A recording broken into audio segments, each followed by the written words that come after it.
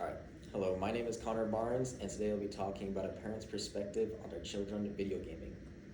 Now, to start, according to Jeffrey Gottfried and Olivia Sidoti on www.pewresearch.org in an article titled Teens and Video Games Today, published in 2024, about 4 in 10 teens identify themselves as gamers, meaning that they play video games every single day.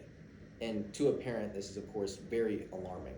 A lot of parents believe that this cannot be healthy for their children. However, many parents of teenage children must understand that video games are not terrible for their children, and they actually stimulate brain growth and improve cognitive abilities. This is important for parents to know because video gaming can be used in things as education and therapy, and it's very useful in those fields. Today we'll discuss problems that parents may have with their children playing video games, what causes these problems, and the solution to parents believing that video games are so harmful to their children. Now, let's begin by discussing the problems that parents may have with their children playing video games.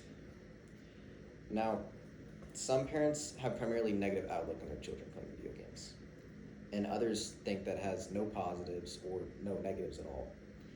And according to Marist Institute for Public Opinion, maristpoll.marist.edu, published in 2025, 15% of parents in the United States believe that video games negatively affect their children. Now, it doesn't sound like a lot, but it's a lot of people. And Marist poll also says that 36% of US parents believe that video games neither negatively affect their children or positively affect their children, meaning that they're likely not as educated on video games as they could be because they don't believe and they don't see how video games could be so beneficial to their children's brain development. Now, many parents claim that video games expose specific content to their children which they would not want their children being exposed to at their age. This is true. However, it can be avoided by parents paying attention to ESRP ratings, which is one of the causes for the problems. And things that they can be exposed to is like drugs or gore. Now that we've defined the problem, let's discuss the causes of these problems. Many parents are not entirely aware of what gaming is, and they do not manage it correctly and efficiently. For example, as just mentioned, many parents do not pay attention to ESRP ratings. In a survey conducted by Frontier, presented on frontier.com, published in 2026, 24.9% of parents claim that they did not pay attention to ESRP ratings on the games that their children are playing. Many parents believe that video games influence their child's behavior and personality because of things they see in the game, like drugs or gore, and foul language is also incorporated in that. And this is one reason why many parents think that is because they don't see the ESRP ratings of the games that their children are playing, meaning that their children are playing games not meant for their age group.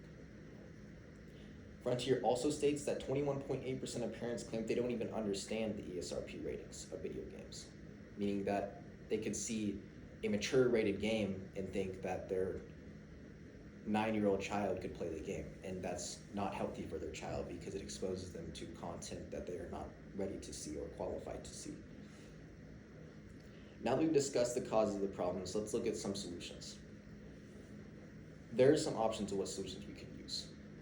According to Baber Charani and NIH.gov, published in 2022, video gaming may be connected to better cognitive abilities in children, and presenting this information to parents would help them understand how video gaming could help them and improve their brain and stimulate their brain activity.